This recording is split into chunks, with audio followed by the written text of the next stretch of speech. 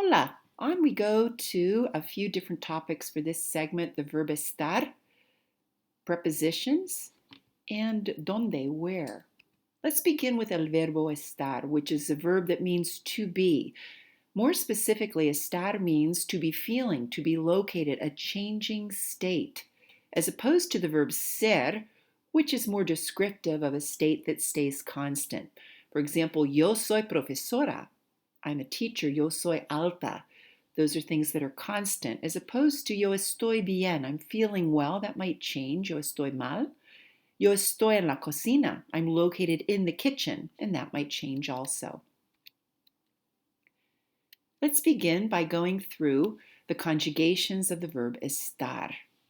Repita, por favor, yo estoy. Estoy. Tú estás. Está. Él está. Ella está. Está. This is a third person singular, so any single person or thing, Paco está, el libro está, etc. Repita, nosotros estamos. Estamos. Remember now, any subject and I, so el estudiante y yo, is going to take the estamos form, the we form. Repita, vosotros estáis. Estáis. Remember that this is the form used predominantly in Spain, so it's not so common to see this form. And this would be any subject and you. So, for example, la profesora y tú estáis. You guys, you gals are located or are feeling a certain way. And finalmente, repita, ellos están. Ellas están. Están. This could be Paco y María están. Los estudiantes están. Los libros están. So any plural third person subject, están. Notice a few things, please, that this is an AR verb. So it's going to take the AR endings. Estáis, está, estamos, estáis, están. Also notice the yo form ends in OY. There are several verbs that have the Y added to the yo form. Also notice that three of these forms take an accent. Estás, está, estáis, están. Important that you must include that accent, particularly for estás and está. Without the accent, estas would mean these. Estas mesas, these tables.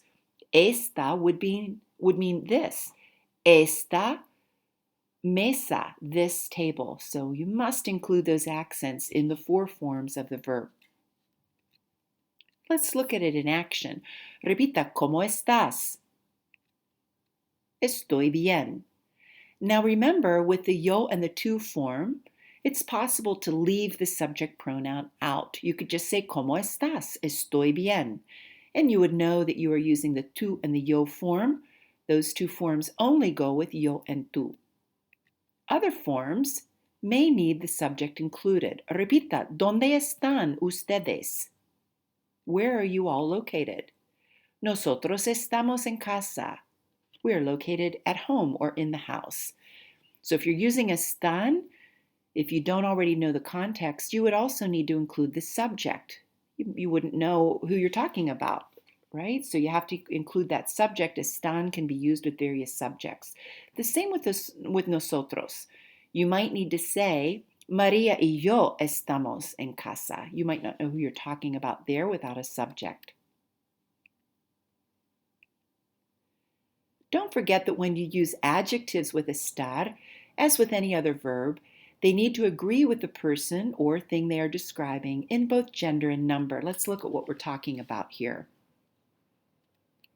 Los estudiantes están preocupados por Miguel. The students are worried about Miguel. So everything needs to match. Los estudiantes están, you need to select the correct form of the verb. Los estudiantes could be replaced with what subject pronoun? Ellos. And you know that ellos would take the form están. Now look at the adjective preocupados. It needs to be masculine plural like the subject los estudiantes. So this is called agreement. Everything needs to match in Spanish. Let's look at the next ejemplo. Elena está nerviosa a causa del examen. Elena is nervous because of the exam. So first you need to select the correct form of estar, está, because Elena could be replaced with what subject pronoun? Ella. That helps you to know that you would take está. Notice nerviosa is feminine singular, like the subject Elena. The matching game, everything agrees in español. Let's do some ejemplos. ¿Dónde están? See if you can translate this instruction.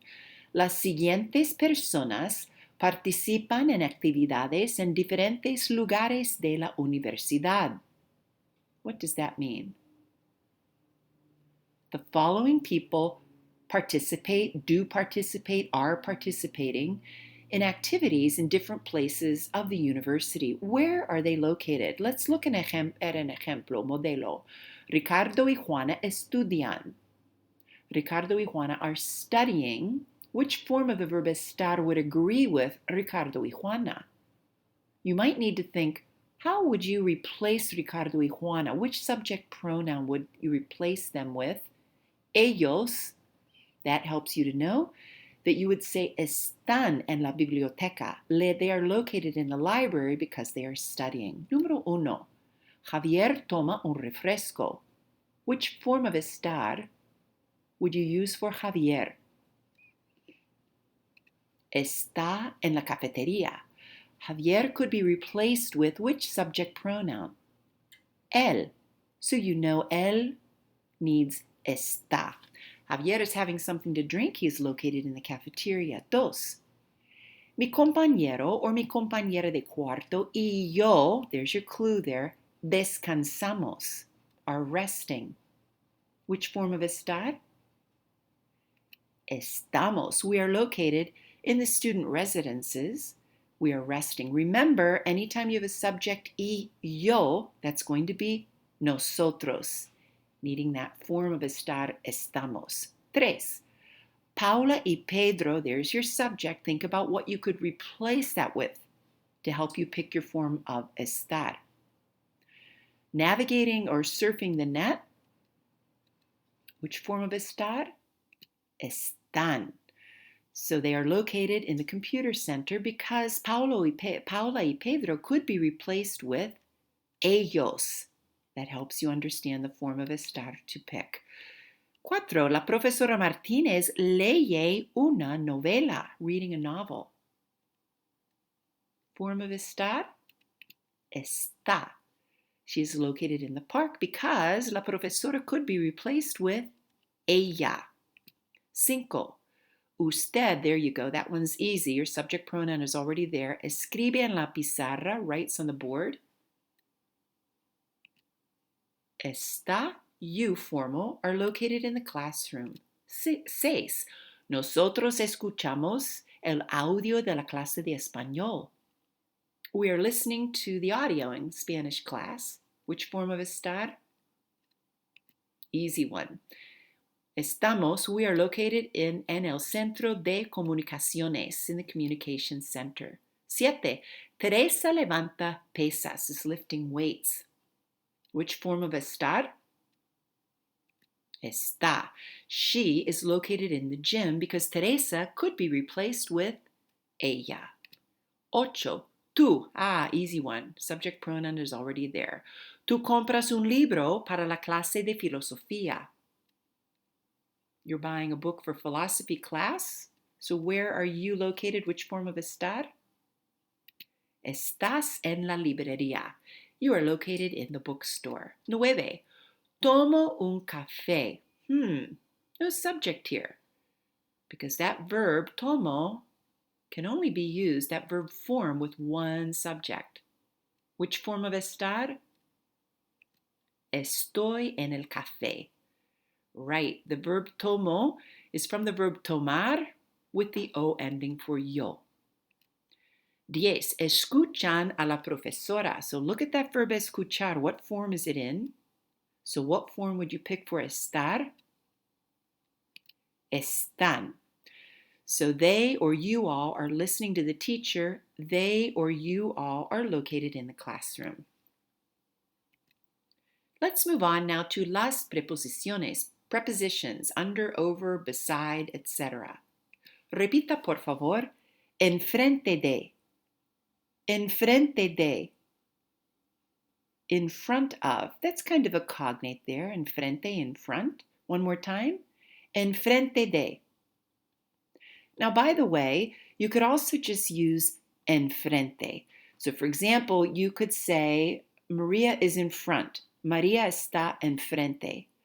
But if you wanted to do a comparison, is in front of Paco, Maria está enfrente de Paco. You would need to use de, of. Let's continue. Repita. Detrás de. Detrás de. In back of. So we'll link these together by putting opposites together. That sometimes helps us to remember. One more time. Detrás de. In back of or behind. Enfrente de. Detrás de. Enfrente de. Detrás de. A la izquierda de. A la izquierda de. Let's say the word left a couple of times, to the left of. Izquierda. Izquierda. So maybe you can think easy left. Easy left. A la izquierda de.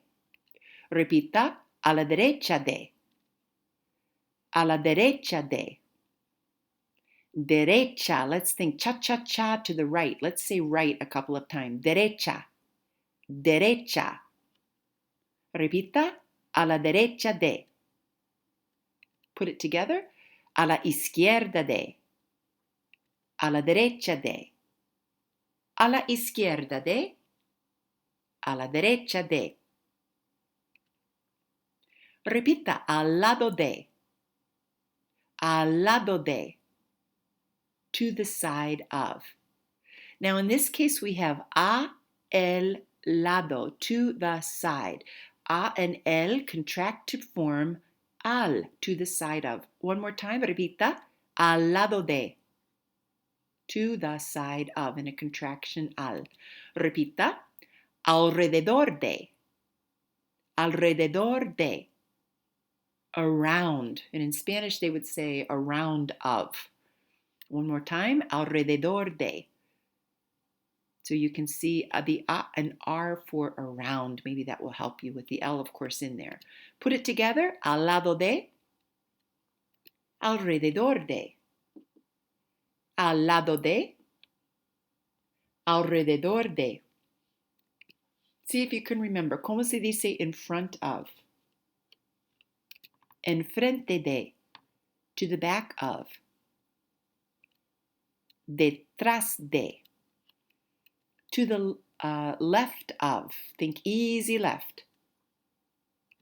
A la izquierda de. To the right of. Cha-cha-cha to the right. A la derecha de. To the side of.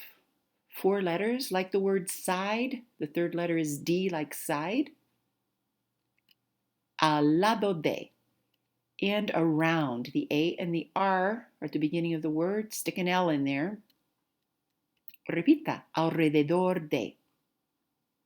Let's say them all one more time. Enfrente de. Detrás de. A la izquierda de. A la derecha de. Al lado de. Alrededor de. Those are the first 6, and let's do 6 more. Repita. Arriba de. Arriba de. Above. In Spanish, they say above of. We just don't use that second part. One more time. Arriba de.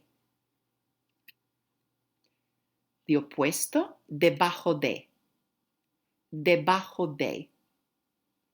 Under, below of. So think of bajo, short, low to the ground. Maybe that'll help you put that together. Debajo de.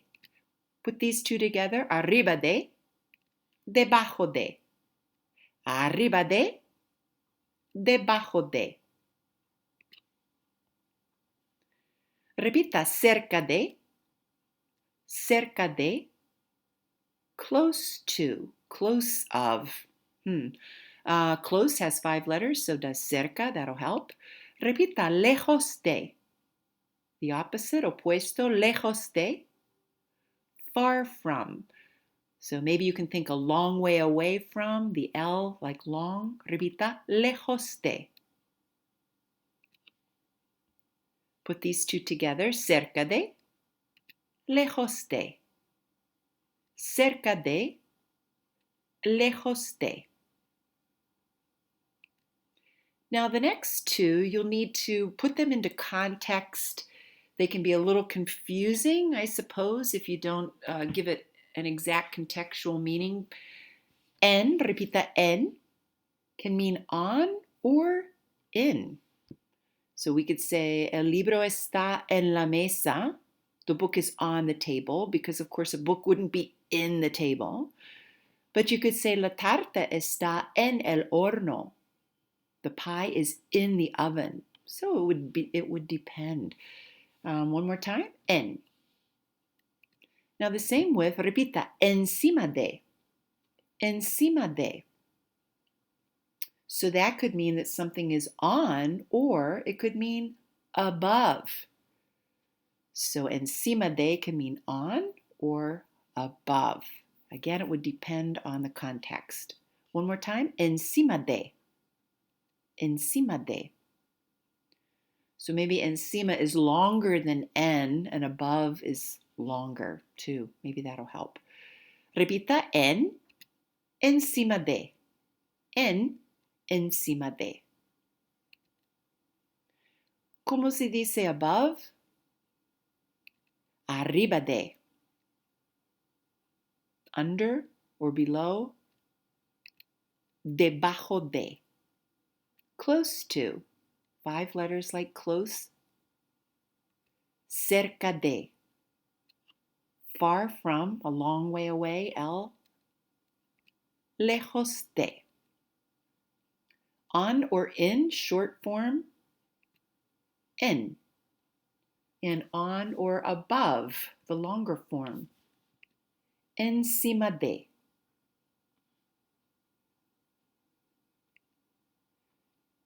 And let's say them all one more time. Arriba de, debajo de, cerca de, lejos de, en, encima de.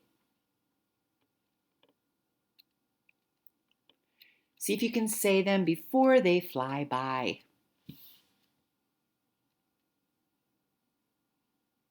Enfrente de. Detrás de.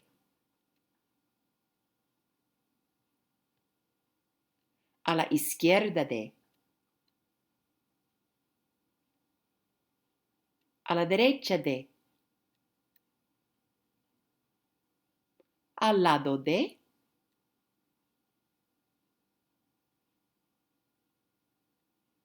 Alrededor de.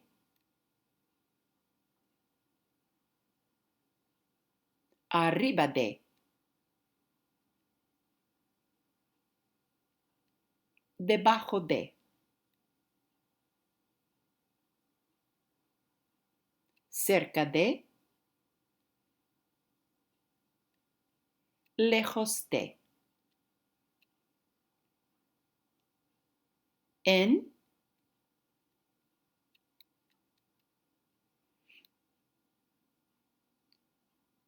Encima de. And as I look at it, I'm not so sure that that little bird inside that house was a very good picture for encima de, which really is on or above. ¿Dónde? So let's talk about the interrogative where. The question word used to ask about location is ¿dónde? Where? It can be combined with prepositions to ask more specific questions. For example, ¿de dónde? From where? ¿A dónde? To where? In English, we'll say something like, where is he from? We'll put the preposition at the end. Where is she at? You'll hear that incorrect English way to put that question together with at the end. And keep in mind that that's actually improper English, but of course we all speak in a slang way. It's not uncommon at all. But in Spanish, they put those prepositions at the beginning. De donde a donde. Some examples. Repita. ¿De dónde eres? ¿A dónde vas? So from where are you to where are you going? Remember two important points also about donde. Always include the accent over the O when you are writing out a question. That's a must that you do that. And as I've mentioned before, not including an accent is not only incorrect spelling, it can sometimes change the meaning of a word. The other item to remember is always include the upside down question mark, punctuation mark at the beginning and the correctly positioned question mark at the end of written questions. And that's just the correct way to write in Spanish. Let's say this dialogue. Repita, ¿de dónde eres? And what does that mean? ¿Qué significa? From where are you? We would say, where are you from? Soy de Oneonta, Nueva York. What does that mean? I am from Oneonta, New York. Ah, ¿y dónde está Oneonta? What does that mean? Ah, and where is Oneonta located? Oneonta está en las montañas, no está cerca de la ciudad de Nueva York. ¿Qué significa?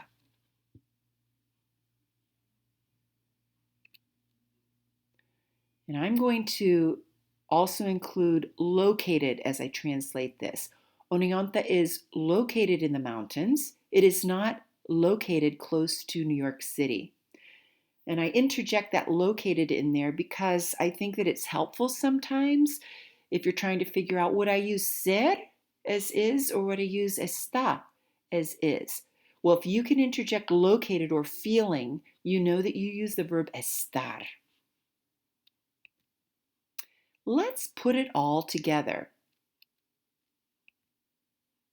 And before we do that, by the way, we're also going to be including items in the house in the apartment as we put it together. So let's remember our vocabulario here. ¿Cómo se dice bathroom? El baño. Bathtub. La bañera. Mirror. El espejo. Toilet. El inodoro. Shower. La ducha. Sink. Bathroom sink. El lavabo. Take a look at those. Try to remember them.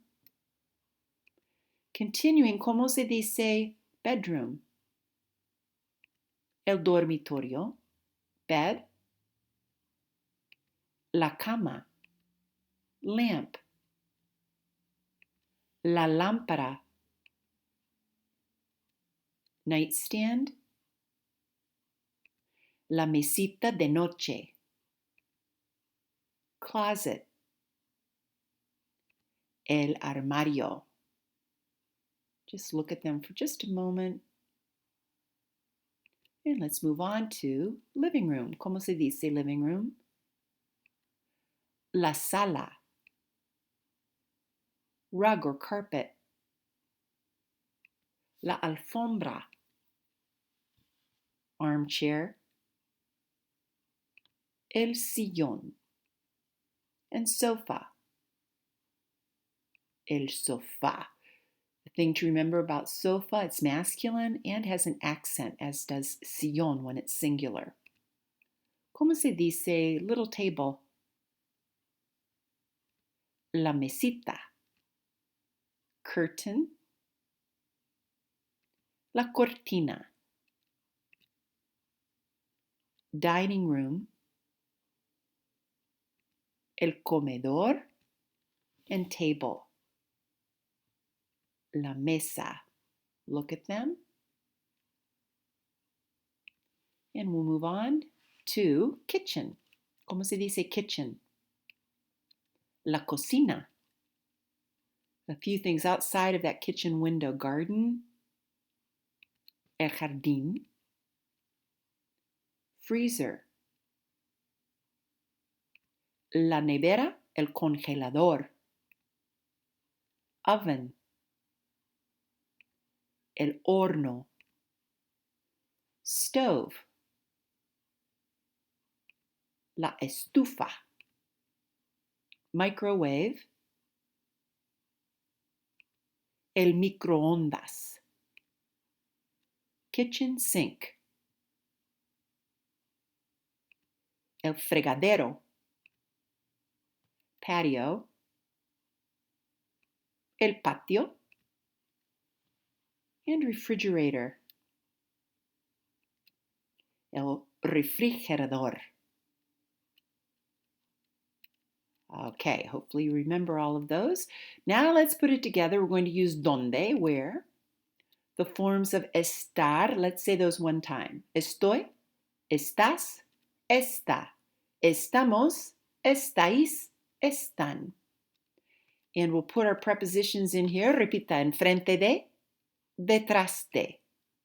Arriba de, debajo de. A la izquierda de, a la derecha de. En, encima de. Cerca de, lejos de. Alrededor de, al lado de. So now it's your job to come up with these simple sentences. No need to write them unless you want to. You could pause this to write if you would like. But como se dice, where is the lamp? And you could add located in there if you want. ¿Dónde está la lámpara? So you'll use the form of the verb estar, está, because la lámpara is third person singular. The lamp is to the left of the sofa. Oops, sorry, that too has too many O's. That should be spelled T-O. The lamp is to the left of the sofa.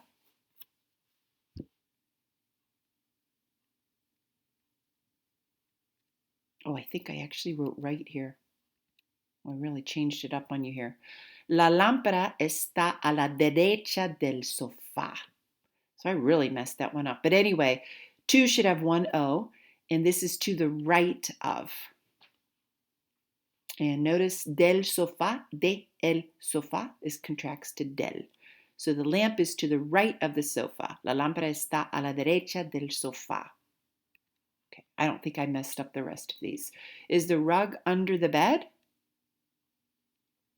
So you start the question with just the rug. So you kind of flip the order. The rug is under the bed.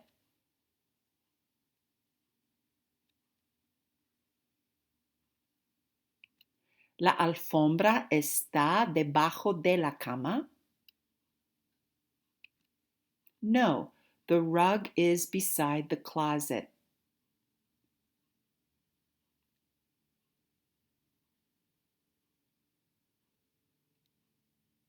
No, la alfombra está al lado del armario. Notice that de el armario is going to contract. Del armario. Up above, de la cama does not contract. How about this one? Where are the armchairs? Notice your subject, the armchairs, is plural. That will give you a clue for which form of estar to use. ¿Dónde están los sillones?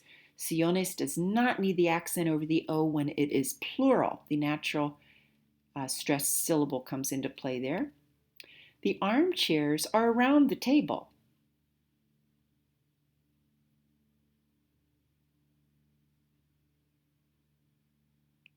Los sillones están alrededor de la mesa.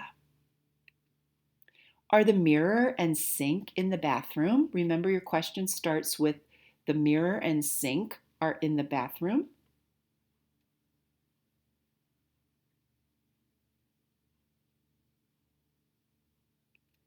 El espejo y el lavabo están en el baño. You'll need the plural form of estar because we would say they are in the bathroom.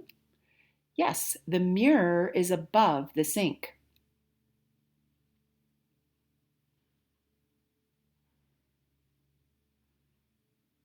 Sí, el espejo está arriba del lavabo. And there the de and el contract once again. Are you in the kitchen? And remember, you start with the subject. You are located in the kitchen. ¿Estás en la cocina? Notice I chose not to use tú. You could use tú, the subject. You don't have to use it because you know estás only goes with tú. If you wanted to stress, ¿estás tú en la cocina? Oops. Look, I wrote in. That's my brain just putting in there. So that should be written how? En. ¿Estás en la cocina? Another error by your profesora, lo siento. Yes, I am close to the oven. I am located close to the oven. Sí, estoy cerca del horno. And the de and the el contract again. And notice I chose not to put yo in there. And that's it, el fin. Hopefully that will help you in working with this material as you go into that section of the module. Adios.